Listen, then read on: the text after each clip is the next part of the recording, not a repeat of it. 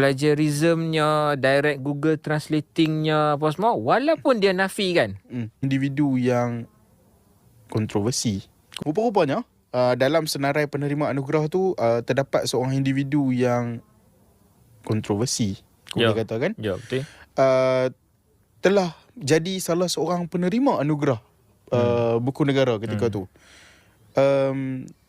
Aku rasa layak kita shout out pada individu yang jadi whistleblower. Ya, betul. Dekat track. Ya. Iaitu Iman Daniel Hakim. Betul. Antara whistleblower dia sebab mungkin aku tak dapat tulisan-tulisan orang-orang lain. Dekat FB banyak. Betul juga. FB banyak. Ya, betul. Bukannya Iman Daniel Hakim saja-saja. Dan kalau kita nak sentuh berkenaan dengan individu yang kontroversial tersebut, orang nak merongot pasal hang, orang nak merongot pasal hang ni dah lama. Betul. Dah lama dah orang nak cakap. Cuma sampai ke pengetahuan kami pun kata malas lah nak fokus kepada orang-orang yang bermasalah ni. Ya, betul. Cuma bila dah diangkat dengan anugerah buku negara, betul.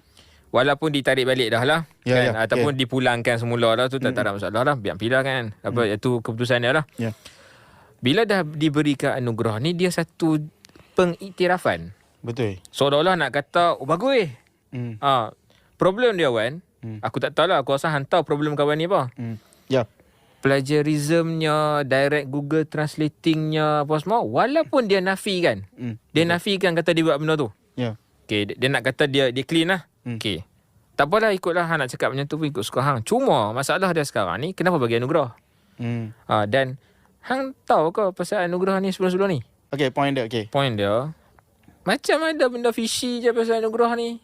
Dia macam, mungkinlah kot kita tak ambil tahu sangat kan, sebab kita tak peduli pun pasal anugerah-anugerah ni. Betul. Cuma macam, bila aku tanya kepada orang-orang dalam industri buku, ada yang kata macam, aku tak tahu sangat lah benda ni. Aku tak tahu siapa ahli jawatan kuasa, orang yang buat penilaian. Aku tak tahu sangat. Dan macam mana buku-buku macam ni, buku-buku yang bermasalah ni boleh diangkat jadi penerima anugerah.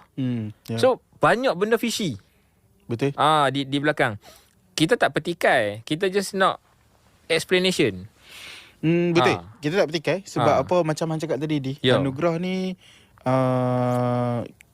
baik untuk mengiktiraf karya-karya penulis-penulis ni, karya academician yang telah menulis buku ni, karya tu sendiri.